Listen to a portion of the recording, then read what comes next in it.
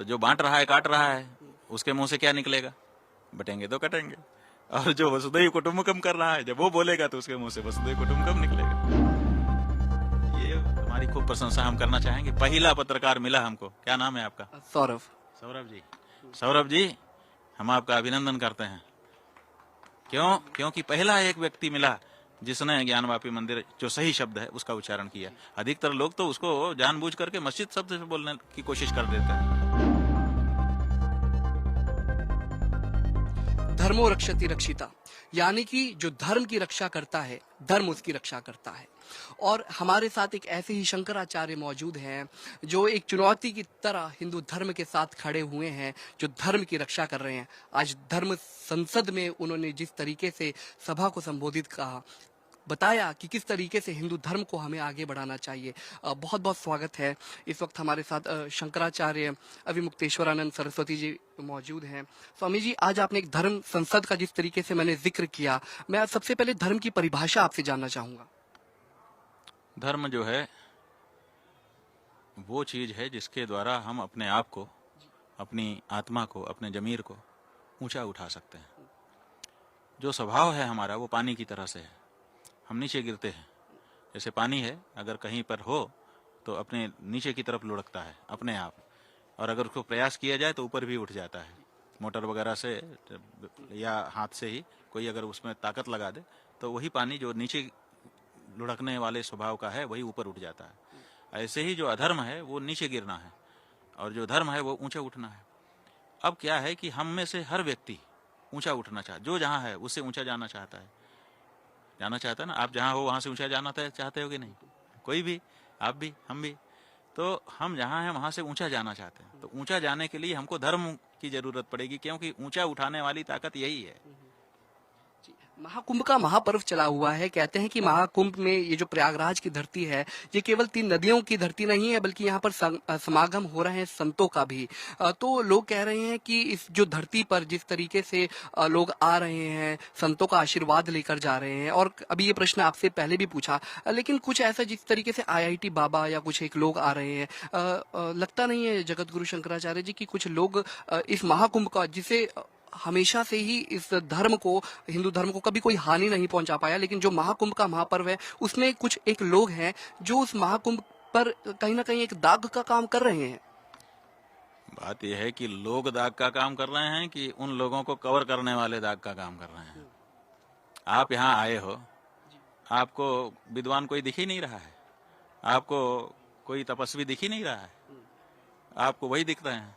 तो देखने वाले की आंख का मामला है ये। तो ये जो कैमरा है, ये यहाँ के ज्ञानी, ध्यानी, तपस्वी इनको नहीं देख पा रहा है। यहाँ यही इन्हीं लोगों को देख पा रहा है, और इसीलिए इन्हीं की चर्चा कर रहा है। ये कैमरे का दोष है। यहाँ आए यहाँ तो तरह तरह के आए हैं। जो दोषी पापी हैं वही तो आए हैं कि भाई हमारा दोष पाप दूर हो और हम शुद्ध पवित्र हो जाएं। तो यहाँ तो कोई भी आया है, लेकिन उस किसको पकड़ना है?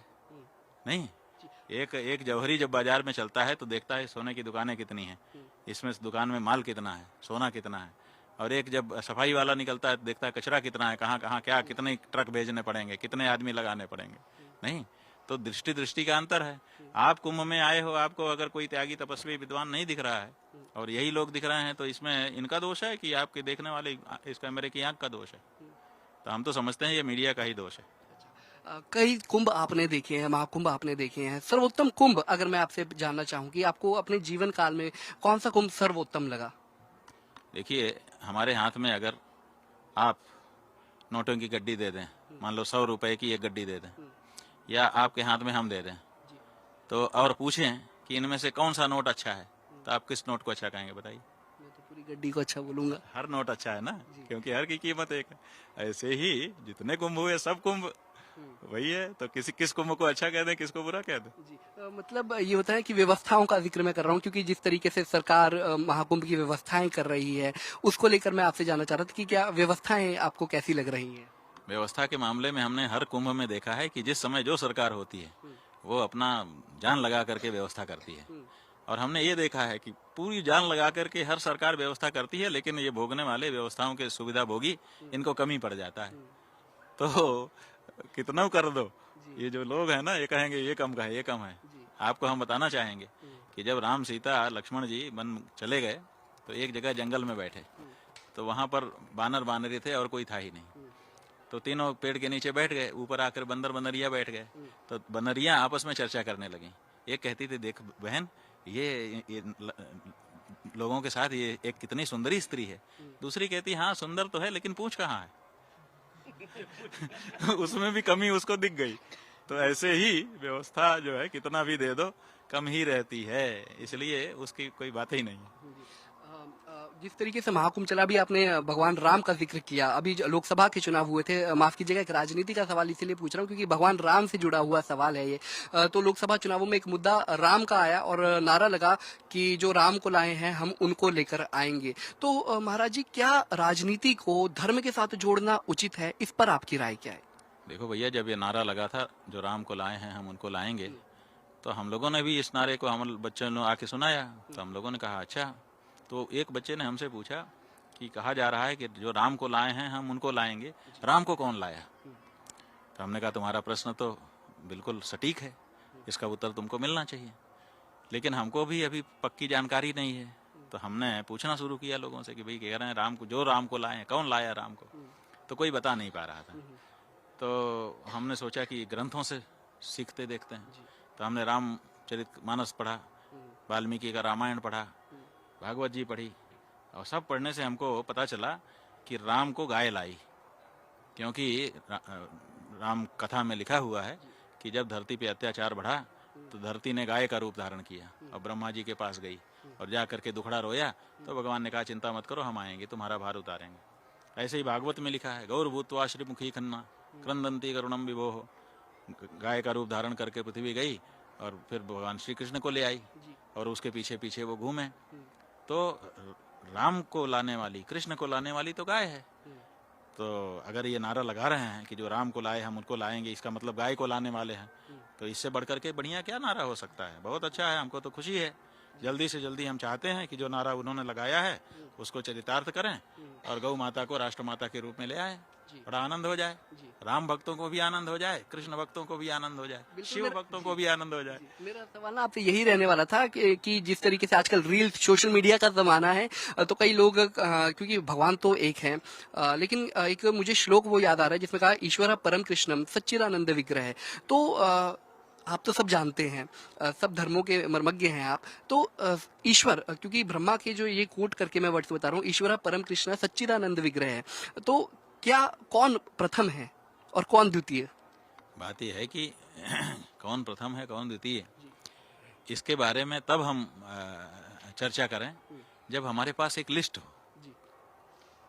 लिस्ट में क्या होता है कि नंबर 1 ये, नंबर 2 ये, नंबर 3 ये, ऐसी सूची होती है, उसमें क्रमांक होता है, ठीक है ना।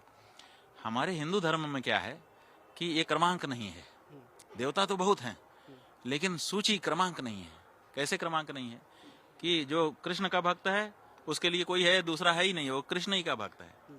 जो राम का भक्त है उसके लिए कोई नहीं है, वो राम ही है। जो देवी का भक्त है उसके लिए देवी ही देवी है और कोई नहीं है। तो ऐसी परिस्थिति में हम लोग, वही बात हो गई कि पूरा कवि नाम गणना प्रसंगे कनिष्ठिकाधिष्ठित कालिदासः अद्यापि तत्तुल्य कबेर अभावात अनामिका सार्धवती बभूव। हम लोग जब गिनती शुरू करते हैं तो ऐसे यहाँ से शुरू करते हैं। तो गणना शुरू हो गई कि कितने भगवान हैं? का कृष्ण भक्त ने कहा कृष्ण। कहा ठीक, एक। दूसरा? अब उसको दूसरा नहीं दिखता है, तो वो बहुत देर तक सोचता ही रहा। कहा भाई दूसरा नाम तो नहीं आ रहा है। तब इस उंगली का क्या नाम हो गया? इस उंगली का क्या नाम है? अनामिका। ये अंगुष्ठ है, ये तर्जनी है, ये मध्यमा है, ये अनामिका है, ये कनिष्ठिका है। तो ये कनिष्ठिका में पहले एक गिना, कृष्ण एक। दूसरे का नाम का दूसरे का आया ही नहीं, इसीलिए इसका नाम अनामिका हो गया। बिना नाम वाली कोई नाम ही नहीं आया। तो हिंदू धर्म में सूचीकरण नहीं है। भगवान तो कई हैं लेकिन जिसका जो भगवान है बस वही है, दूसरा कोई है ही नहीं है। इसलिए तुलना कैसे होगी? तुलना 2 में होती है।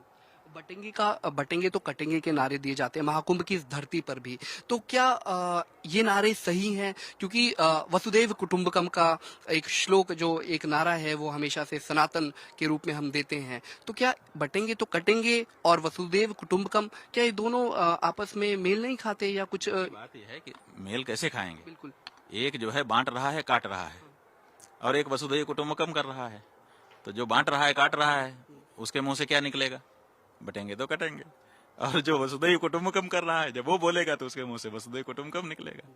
ये बात है। आजकल रील्स बहुत चल रही है और युवा भगवान के साथ जुड़ रहे हैं, लेकिन जो रील्स पर जुड़ रहे हैं वास्तविकता में वो कुंभ का महत्व नहीं जानते। कुछ मैक्सिमम लोग आ रहे हैं, बड़ी संख्या में लोग आ रहे हैं, करोड़ों की संख्या में लोग महाकुंभ आ रहे हैं, लेकिन रील बनाने लग रहे हैं। रील कल्चर बहुत ज्यादा बढ़ रहा है। तो क्या देखा जाए कि वो वाकई में भक्ति है या पाखंड है? ऐसा है, असत्य वर्तमनि स्थित्वा ततः सत्यम समीहते। पहले जब बच्चा कलम हाथ में पकड़ता है, आपने भी कभी कलम हाथ में पकड़ी होती, अगर आपके माता पिता ने शुरू से कापियां आपकी रखी होती तो आपको पता चलता कि आपने कितनी बार क्या लिखा है।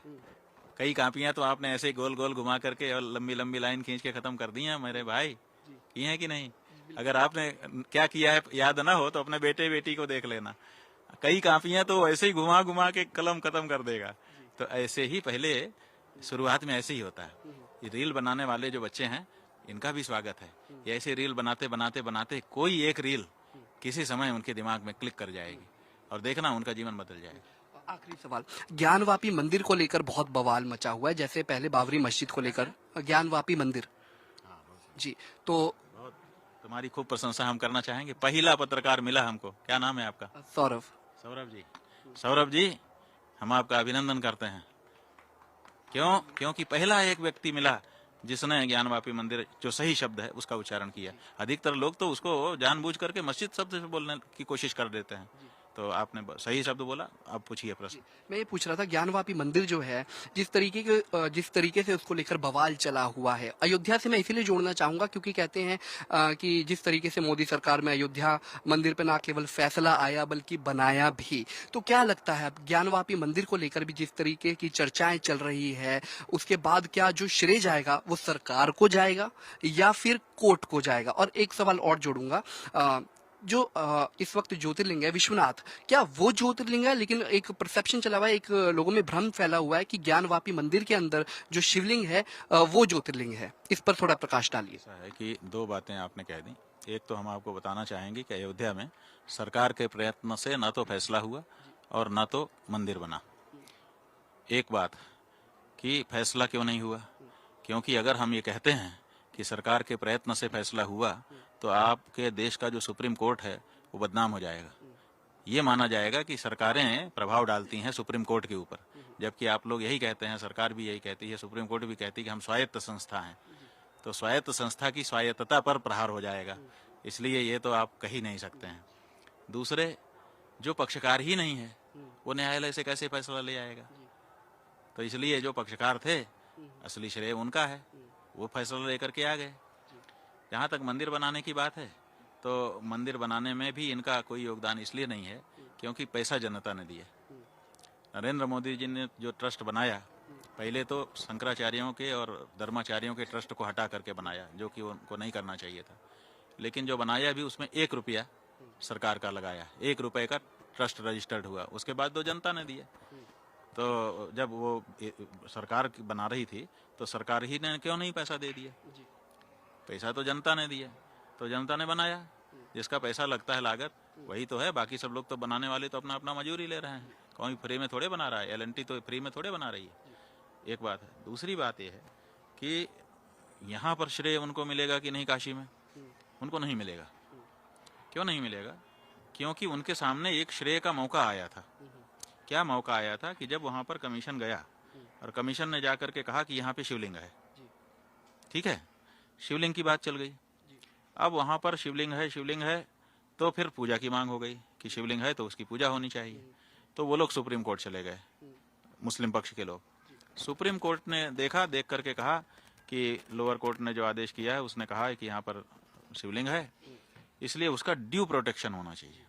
ड्यू का प्रोटेक्शन का मतलब जिस तरह की संरक्षण से वो सुरक्षित रहे वो। तो हमारे यहाँ शास्त्रों में लिखा हुआ है कि ड्यू माने मूर्ति का संरक्षण उसकी पूजा है। पूजा करेंगे तो मूर्ति संरक्षित रहेगी, तो पूजा की जानी चाहिए थी, क्योंकि ड्यू प्रोटेक्शन कहा था। ड्यू प्रोटेक्शन मतलब अगर बच्चा होता तो दूध पिलाना पड़ता, अगर बड़ा होता तो भोजन खिलाना पड़ता, अगर गाय होती तो चारा खिलाना पड़ता, ठीक है ना। तो उसी तरह से मूर्ति है तो पूजा करना पड़ेगा, तब उसका संरक्षण होगा।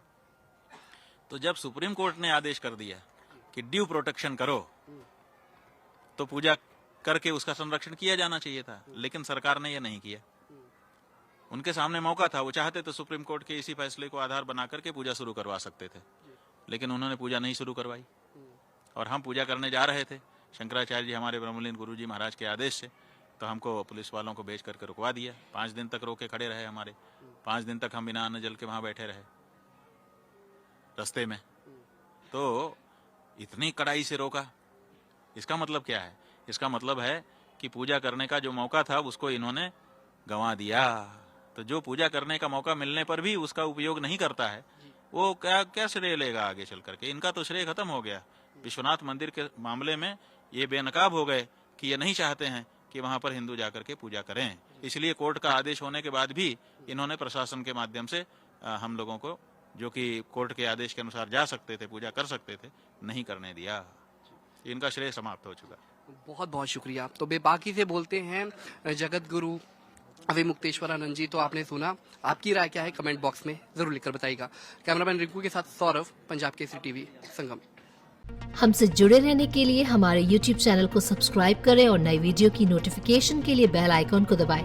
अगर आप ये वीडियो Facebook पर देख रहे हैं तो लाइक जरूर करें और ज्यादा से ज्यादा शेयर करें। धन्यवाद।